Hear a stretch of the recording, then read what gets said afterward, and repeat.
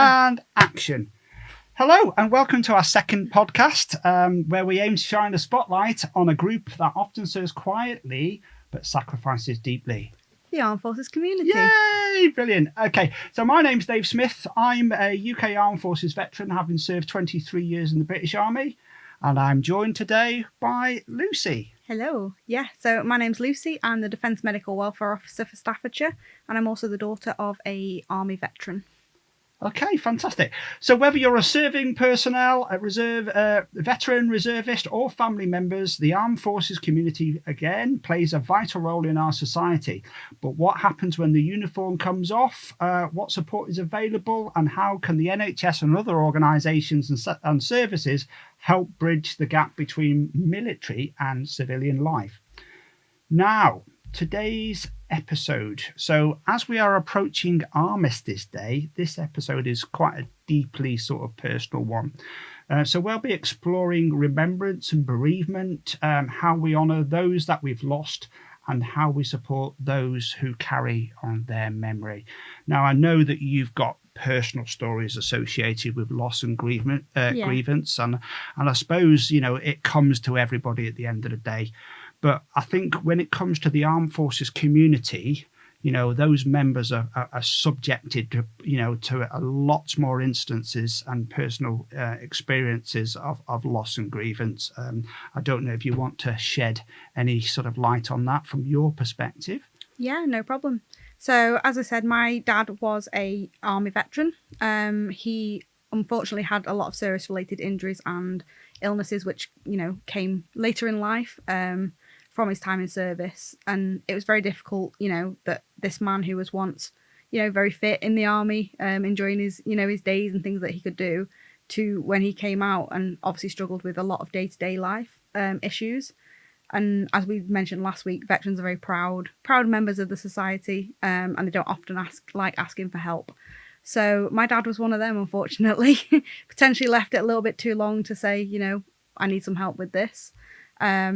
And it took a toll on us as a family to sort of think, actually, you know, maybe this is gonna eventually, maybe, you know, mean he's gonna pass away. And unfortunately he did in 2014. So I was 19 when he passed away after a long battle with lots of different illnesses contributable to his time in service. But I know that, you know, even with all the bad days, everything that came from his time in service and everything that he has to go through now he was ill, he would never have given up. The army was his, you know, his life. He was all he ever wanted to do. And ultimately, yeah, sometimes you do end up paying the ultimate price, even if it's, you know, on a war field battle, you know, on one day, or if it's, you know, 10 years down the line where it eventually catches up with you, unfortunately. Yeah. Well, sorry to hear about yours and your family's loss. You know, that must have been a very difficult and sort of hurtful time for yourself and the family.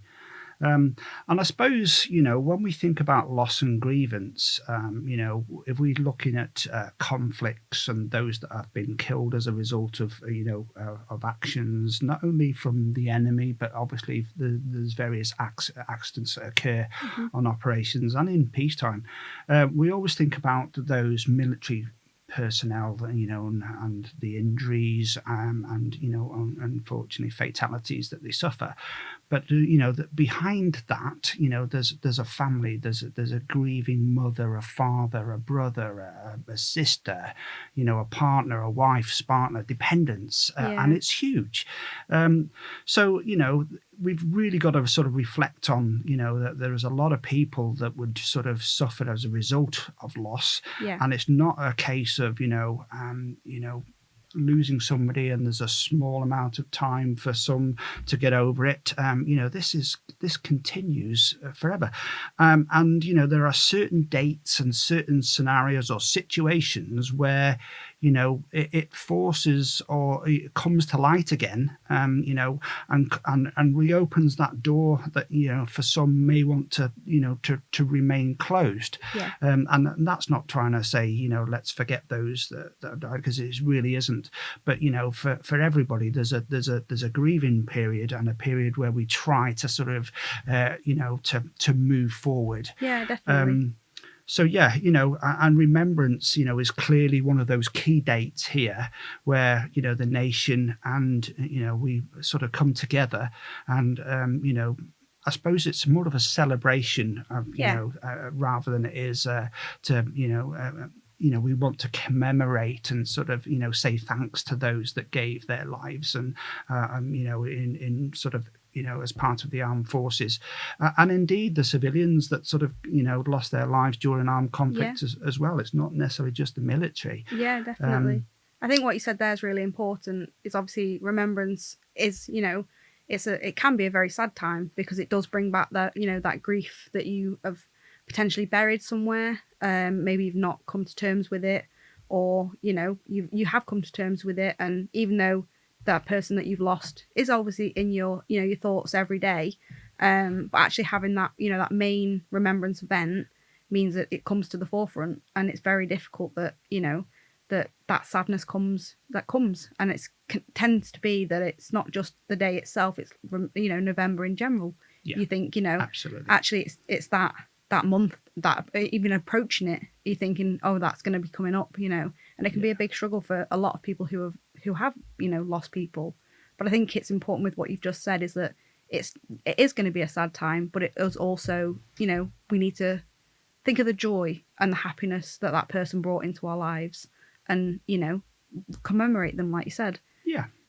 Now, I just want to sort of give I had a sort of look earlier on and got some data associated with armed forces losses in recent conflicts. So these are figures that reflect military deaths in major post-World War II conflicts. So it's after World War II.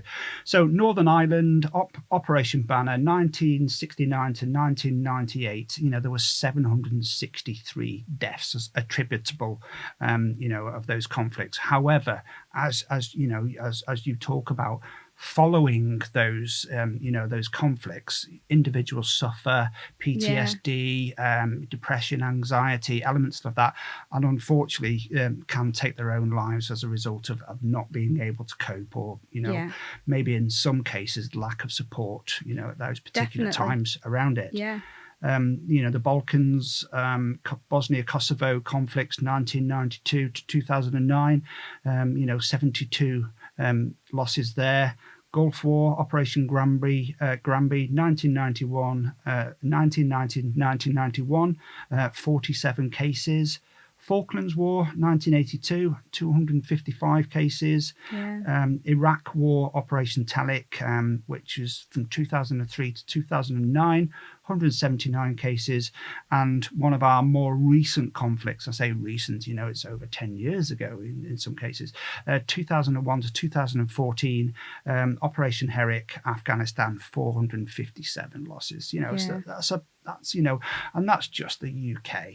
There are loads of other nationalities that will have lost their own soldiers and their own loved ones in all sorts of different conflicts, which is a real shame, but it's part of that unfortunate society that we are now. Conflict and sort of between nations and individuals is rife. It's quite stark when you put those numbers out there, as raw data, of how many people do unfortunately lose their lives, and how much that's going to have an impact on their families and wider society in general. Now, following conflicts, unfortunately for some individuals, when they make that transition from the military over into civilian life, as I say, 95, 97% may, have a successful transition.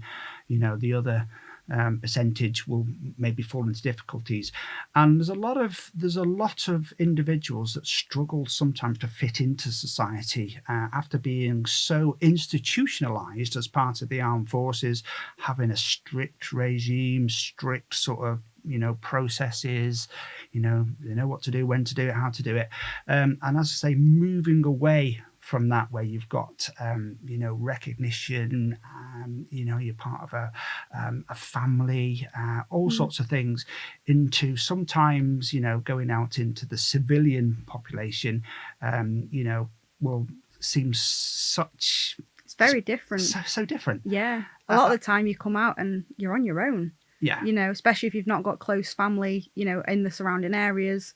You might have friends, but they don't understand, you know, what you've been through. You're a completely different person to the friends that, you know, you were before you left. And yeah, it can be a really big, you know, transition, and it's sad to see. Yeah, and unfortunately, there are various circumstances where individuals may take their own life as a result of that transition, Yeah, and not used to what they're used to, and it's a big difference, but also of suffering in silence potentially, as a result of what they've seen during their service. Yeah. And there's some horrible incidents. Obviously I'm not going to divulge individual cases, but certain individuals would have seen so much, and Yeah. as we all know, every individual has a tolerance level, resilience, ability, and break that, and not having the ability to recuperate from something, put something into a cupboard, say for instance, and lock it Yeah. away. If you're constantly subjected to it, Yeah. the individuals can fall into dark times. And as I say, I do have some statistics around here around suicide rates. I will put it out there because I think it's important that people are aware. Definitely. It's Yeah. not a nice thing to talk about, but No. But it happens, and we have to raise that awareness of it. Absolutely. So, serving personnel for these are dates between 1984 and 2024. There were 905 suicides among serving personnel, which is a real shame. Yeah. And it's a real shame when anybody takes their own life, Yeah. never mind just serving personnel. This exceeds the 802 combat deaths, in the same period. In 2023, 19 out of the 73 deaths were classified as definite or likely suicides. Yeah.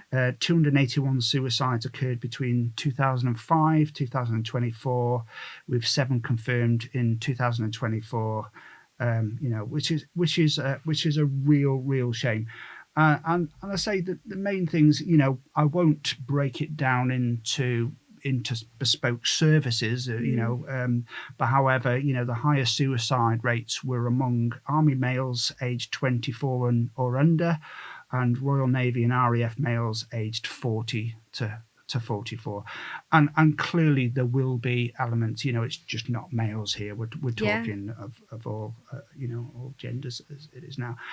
But yeah, it's something that realistically, the armed forces is taking a massive, I suppose, step forward to realize that mental health, suffering around mental health, and those, mental health disorders is a real sort of issue that needs to be tackled. Yeah. And there's so many services out there now, which is absolutely fantastic. Definitely. Yeah. And I suppose you are the subject matter expert when it comes to those services. So yeah. So like I say, there's been a big increase in, mental health support, both for serving people and veterans. So like I say, a lot of people, especially during their time in service, may not want to, say that they're struggling with the mental health, whether it's something that they've seen, while they've been overseas, or even on home soil, or whether it's just the impact that life has, because it's a lot of moving around, it's a lot of being away from your family, it's a lot of stuff that has to be taken into consideration compared to a civilian who goes to work 9 to 5 and comes home to the family, and fingers crossed never has to see an atrocious act that some of our servicemen and women do. And to see the improvement in the mental health support, both inside when you're still in the service and when you're outside, is great to see, because those numbers that you sort of mentioned before about statistics for suicide, especially that number is higher than actual conflict deaths, is it's very stark when you put it out there like that, and not a lot of people would even think that number would be higher. So trying to put into place services that can support people with that is going to be a huge step to hopefully reducing that number. Absolutely. But yeah, the services out there is so many services, all wonderful, all needing maybe a little bit more funding, a little bit more support to make that waiting list a little bit less, a little bit quicker to be seen, quicker to get the treatment. again, which all contributes to, hopefully reducing those suicide rates.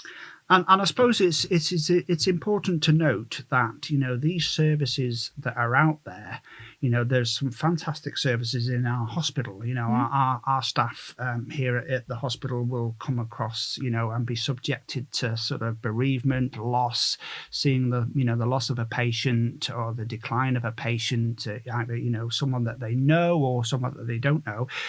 Patient care is fantastic, but it's always unfortunate when it's someone but it's no different than someone you don't know, to be perfectly honest. So we have fantastic bereavement counselling services here within our organisation, and individuals are really supported through elements of as part of their job. But within the military, we often think about sort of, if I was in a conflict and I'd seen, a tragic instance where you lose friends and we're talking of real friends here, people that would really sort of, throw themselves in the line of fire for you if in some cases. It tends to be that those friends actually become your family. Yeah, if you absolutely. are abroad because you are away from your family, that family unit is sometimes made up of your friends. Yeah. And I suppose it's very difficult, in conflicts where you see the loss of a close friend or, lots of colleagues in some instances, and then you still have to carry on that professionalism, and, the mission goes on. Yeah. So in some cases, you don't have that time, you don't have a 2-week period where you can go and write, well, I'm on bereavement leave or something like that. In an operational zone, that grief's pushed to the back. Yeah, it's a case of, the grievance is there and the hurt and the anger's there, but you still have to maintain that professional stance, abide by the armed forces, rules of engagement and all those bits and pieces. Without any sort of judgment, it's still a professional mission to do. But as I say, it can be quite difficult, and a lot of people will often think of, in those scenarios, all of the support and the services for those members that have been subjected to that. But as we've discussed, behind the scenes, there is that parent, there is that wife, partner, husband, that realistically then has to go through that loss, support and everything. And it's fantastic because the armed forces have a great support network for those unfortunate families who do suffer, a loss of a serving member, loved one, so that there is some very fantastic support out there for those families. However, after the service, once you leave the services, people will think, actually, is that support no longer available to me? Yeah. And that's not the case, is it? No, definitely not. So there's support out there especially for bereaved families. Bereaved children is a big one, because nobody wants to lose a parent, in any circumstances, not just, in the military lifestyle, especially young children who might not, understand why their parent isn't there, to pick them up from school every day or, isn't coming home for months at a time. And then to potentially end up losing that parent, in that conflict, not knowing, why they're not coming home, how they're not coming home sometimes, we don't want to, divulge, which could be potentially traumatic information to a child. Yeah. And to see the support that is out there for children is amazing, because we have to realise that, they are young members of society that are going to have to grow up in our society, and we don't want them to carry that anger, that grief, that, betrayal potentially, into their, their later adulthood, to potentially cause more issues. Yeah, absolutely, and that's fantastic that that they've really considered those individuals, as such vulnerable, individuals that need that support. Because it's not as if you can talk to your friends in school at that age, if you're very very young, because they won't understand exactly what those individuals are. It's going adults through. As well at that point, if they're trying to reach out to teachers, teachers, may not have any, affiliation with the military, may not know, what's happened, what goes on behind the scenes, and they're trying to support that individual, to remain in school, remain, with their life on track, because ultimately that's what we want, and that's what their bereaved family member would ultimately want. Yeah. But it's not just, we need to make sure that support is out there, so the whole society can, can support that individual, not just, family members, because it does, everybody's got a sort of a duty of care to, to other people, really. So just sort of, if we think about the theme of remembrance, a lot of people will think, actually, remembrance, Armistice Day, and it's that time to reflect, and if I sort of, what does remembrance to you? What does it mean to you, say, for instance? So remembrance to me, and I think it's obviously going to be deeply personal to everybody. Everybody's is going to be different. Is the time of the year that I feel closest to my dad, especially working in the role that I do, supporting the armed forces community, and knowing that obviously I couldn't support him during his time in service because I was only a child. But it makes me think, I'm supporting these people and my dad would be proud. Yeah. And it makes me feel, closer to him, closer to what his life was. It was the love of his life being in the military. Sorry, Mum, you were his love of his life too. But, that's all he ever wanted to do. And, it makes me feel proud and closer to him that people are remembering, the sacrifices that he made, that his friends made and continue to do. Yeah, absolutely. And I just want to put that out there, to our audience now, that yourself as a Defence Medical Welfare Service officer, you do an absolutely amazing job. Thank you. And it's great that you've sort of, embarked on a career to help like-minded individuals that will potentially suffer, how you suffered, but also, you're sharing knowledge, information, to avoid and to support individuals that might need help as well and don't necessarily realise. Now, coming back onto the theme of remembrance, for me, it's not about just a date on a calendar. It's a time to, I suppose, pause, reflect, honour those that have, lost their lives, sacrificed to, to our king and country, or queen and country as it was at that time. Now, when I go on to, our Armistice Day, services on the 11th, and the 2 minute silence take place. Now, I often find myself, in a reflective time of, thinking, and visualizing, World War II individuals going over over the trenches, into no man's land, and unfortunately succumbing to enemy fire. But it's not just about that. That was initially what it was. I also then reflect on former colleagues and members, that were so dear to me and still are dear to me, and their families are very dear to me, of their losses as well. And whether it's, they might not necessarily, lost their life as a result of active service, but they have lost their life as a result potentially of, of what their bodies have been through as a result of the stresses and strains of, active, service and Definitely. service life. And I've got a lot of friends, and and it's a real shame that I've lost, in their early 50s, and I still continue to lose, unfortunately. And I find myself reflecting, on them. But although it's a period of, at that particular time, it's a period of sorrow and loss, I try to negate it with a happier story. And I suppose that it's a coping mechanism, really. And for me, and I've got to be careful how I put this story across, because I want to keep identity of individuals, I suppose, silent. But I had a very good colleague.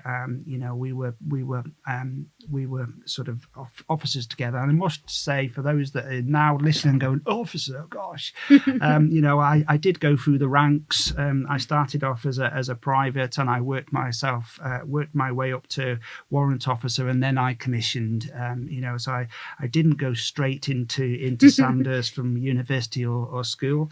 You're showing your age again. And I'm not dissing any of those, what we call direct entry officers. We've got some absolute fantastic caliber of both officers, senior NCOs, and ORs across all 3 services. So yeah, all equally brilliant.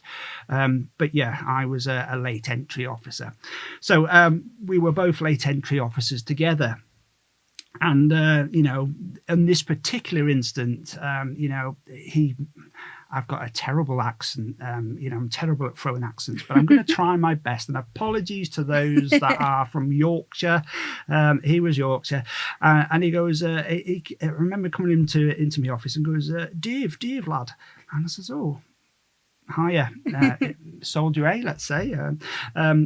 What's up? And he went, oh, I think I got myself into a spot of bother. And I said, okay, what's happened? And he went, well, I tried booking myself onto one of those equality and diversity courses, lad. Yeah. And I said, okay, how did that go? Not very well. And I says, okay, tell me about it. And basically, he'd made a phone call to the school or the agency that runs the equality and diversity courses for the forces, and the conversation went similar to this. Hello, this is Soldier A, and the person on the other end was a female. And he was like, hello, love. This is Soldier A, and I'd like to book myself onto one of those equality and diversity courses, love. Please, love. Is that all right, love? And the individual taking the phone went, let me stop you there, Soldier A. The name isn't Love. It's Commandant. Yes, I really do think you need to come on to one of these equality and diversity courses, and hopefully we'll see you soon. And to me, that is I always remember that. And, I don't want to think of an individual, and how they died.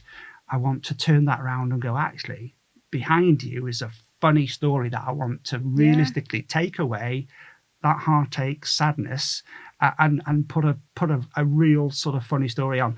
And I suppose that's a coping mechanism that many armed forces, community veterans would put. I remember, seeing on the news once of, it was a funeral of an Afghanistan veteran, and he'd said to a close friend to his, out in the conflict, said, if I was to die, I want you to come to my funeral dressed as a woman. And, the individual, unfortunately, that situation did arise, and that individual did go to the funeral dressed as a woman. But that's typical squaddy sense of humour. Definitely.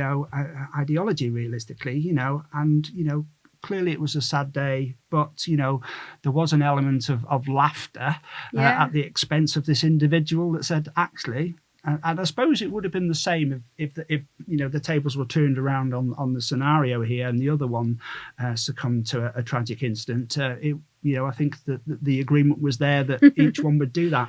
Yeah. But yeah, no. It's that lightheartedness, though, isn't it? And that would probably be, that individual's character. That's what their family and friends are going to remember of that individual, maybe his cheeky sense of humour, absolutely. And that's been shown within that, that one act. And whilst it's a really sorrowful day, it's brought that lightheartedness and, that remembrance of that's who he was.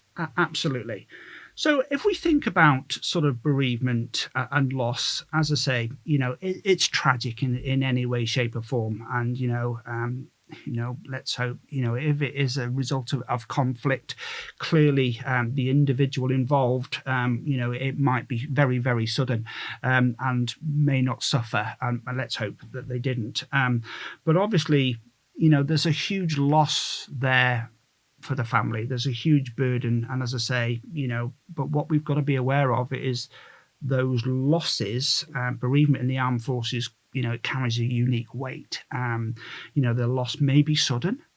It may be in service or it may be after service.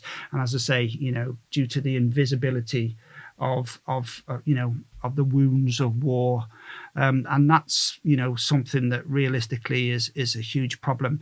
So when it comes to services, what we don't want to do as I suppose as advocates for various services, charities, there is we don't want to pinpoint individual services here, Yeah, because that would be a real shame. Because there are so many services out there definitely. that do an absolutely amazing job, and some of these services and charities are funded, like the Royal British Legion, but some of them aren't necessarily funded and have to go on sort of various sort of I suppose charity drives and so forth. Yeah.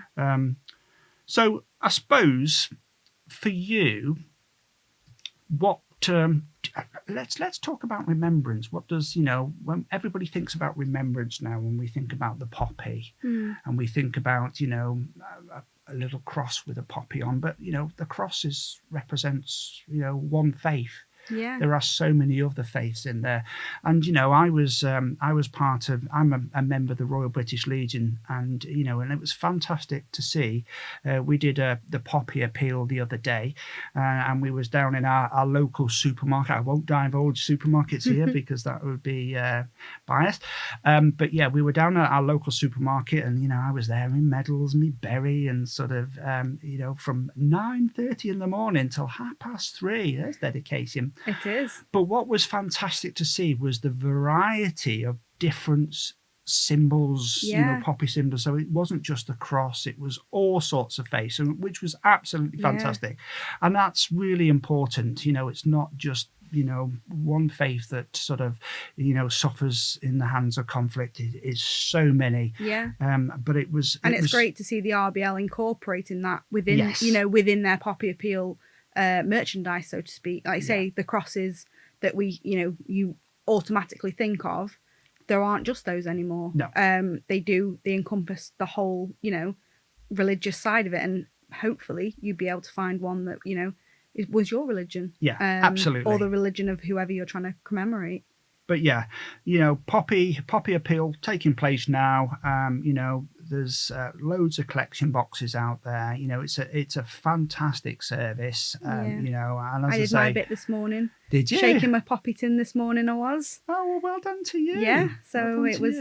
We had a really good turnout this morning. So we've both done elements around that. Yeah. And another thing that do you want to talk about the RBLI at all? Yeah, so the RBLI is sort of an offshoot of the Royal British Legion that we know of. And they're actually what is responsible for the poppy factories. And, the poppies that we all wear throughout November, we have to sort of think, who made these poppies? Where did they come from? And they are the poppy factories. And it's, it's great to see that this actual service has been designed to create that remembrance, item, but has also given employment to disabled servicemen and women who, are ex-army, ex-navy, ex-RAF. And, those factories go into not only, providing that information and that, that emblem of remembrance, but it's also supporting those individuals now they've left the services. Yeah. It's a two-win situation, really, isn't it? Yeah. We're providing support and employment for those individuals who gave so much, and we're also, being able to raise that money needed to support those people via the RBLI. Absolutely. So if we think now, obviously there are so many individuals out there that have, are suffering or have suffered through loss, grievance, and will, unfortunately continue to do so. How can we help support them? How can individuals, such as friends, colleagues, families, or indeed, those services out there, what can we do to help them? I think the big one is be a listening ear, especially for family members.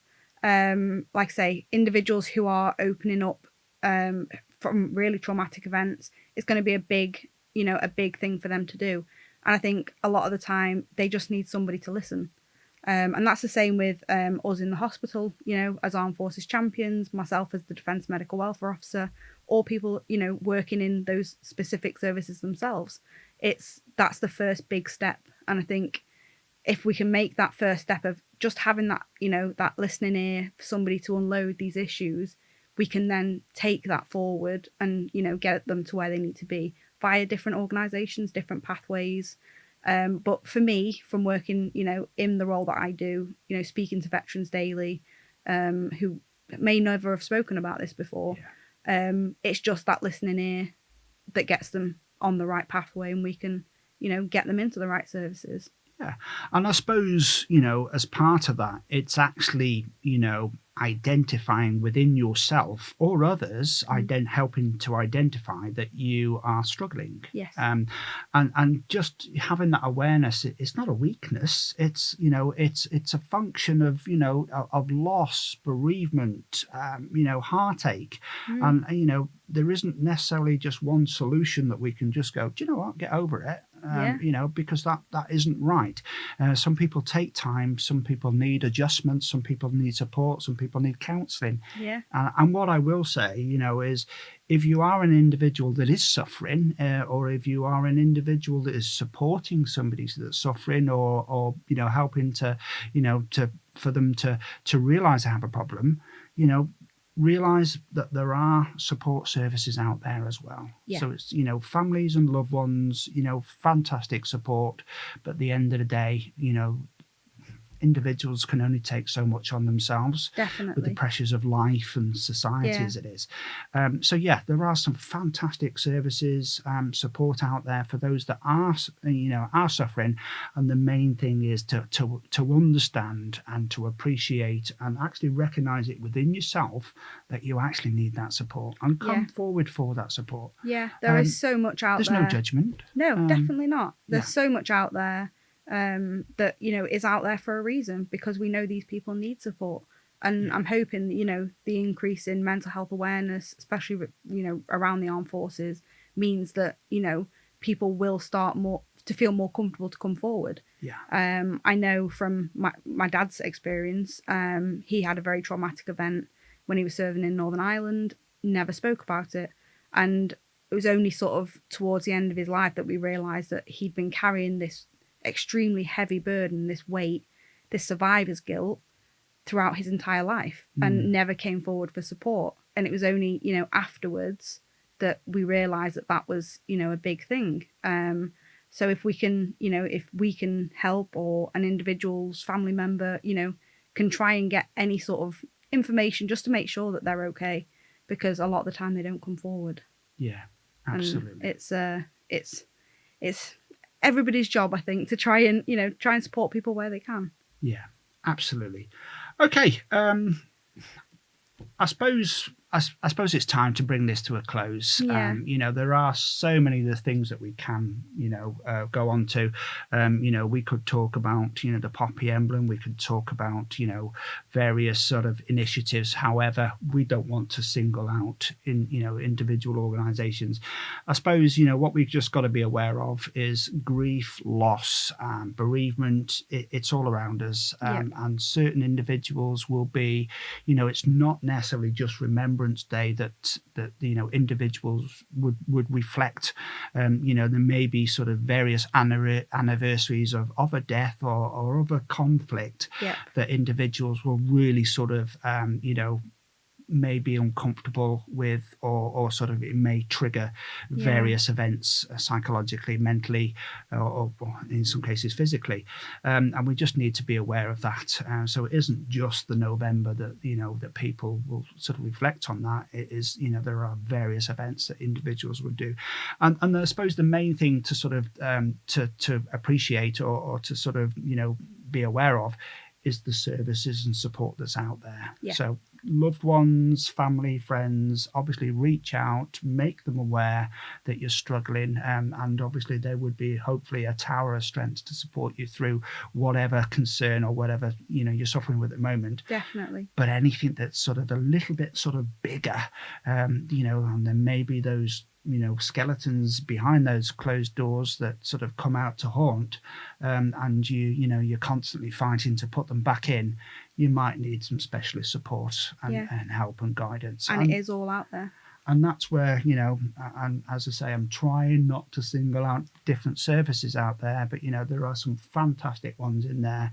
have a look on the UHN webpage. We do have a fantastic site of all sorts of different support services, including Lucy's, charity, the Defence Medical Welfare Service, SAFA, Royal British Legion, Walking with the Wounded, Combat Stress, Help for Heroes. The list is endless. The list is endless. And as I say, for some of you, it may be just that getting together as a local group. So there are loads of armed forces, breakfast clubs, social gatherings, all of those sort of little sort of splinter sort of, support network amongst your colleagues that can help and discuss it. No one's going to judge. No one's going to call you a wet blanket or whatever. It's a real issue that we just need to be aware of. And we're there for each other. Definitely. Yeah. So any final words of wisdom before we close on today?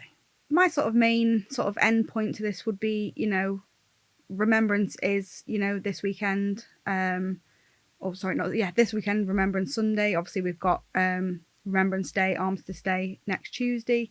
Wherever you are, just try and, have that 2-minute silence. Try and think of, loved ones that may or may not still be here, what people have been through, they continue to go through to support, our way of life and how, how we live, our safety, our security, our freedom. Yeah.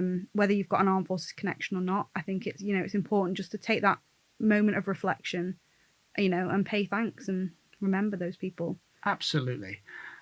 So for those that continue to serve, for those that have served, thank you very much for your service. Yeah. And as we close today's episode, I invite everybody to take a moment, think of someone you've lost, honour them, not just in silence, but in action.